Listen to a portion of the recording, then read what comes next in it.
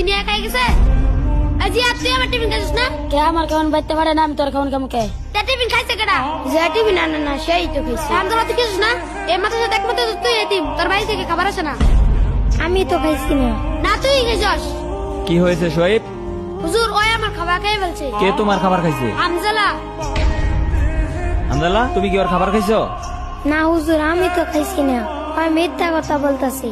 হয়তো বলতেছে তোমার খাবার খায় নাই, তুমি শুধু শুধু তার সন্দেহ করতেছো কেন? হুজুর এই মাদ্রাসায় ওই শুধু এতিম, ওর বাড়ি থেকে খাবার আসে না।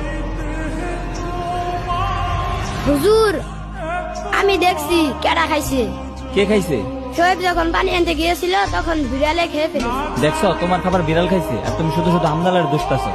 কাউকে মিথ্যা অপবাদ দিবা না, বুঝছো? সন্দেহ করে ঠিক না। যাও ওর কাছে ক্ষমা চাও, যাও।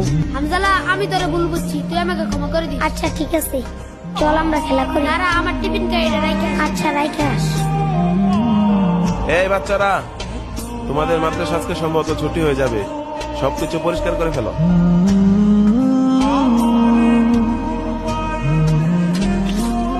ভাই তুমি বাড়িতে যাই কি করবা?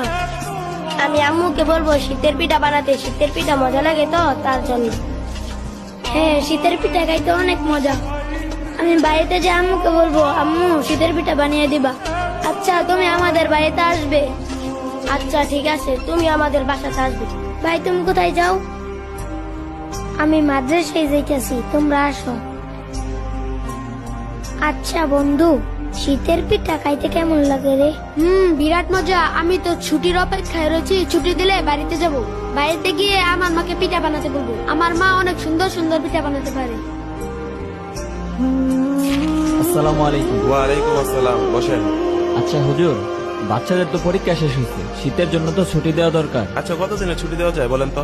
10 দিনের ছুটি দিলেই তো ভালো হয়। 10 দিনের? আচ্ছা ঠিক আছে, তাহলে বাচ্চাদেরকে বলে দেন যে ওদের 10 দিনের ছুটি হয়ে গেছে, ওরা ব্যাগটা গুছিয়ে রেডি হয়ে যাক।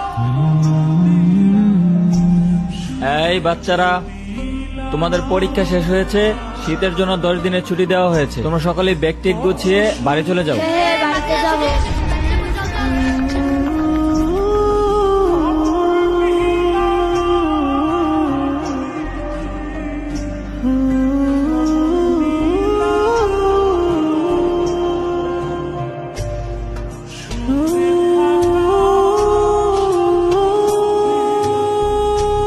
বন্ধু যাইতে হলে আবার দেখা হবে। আচ্ছা ভালোভাবে যাইস।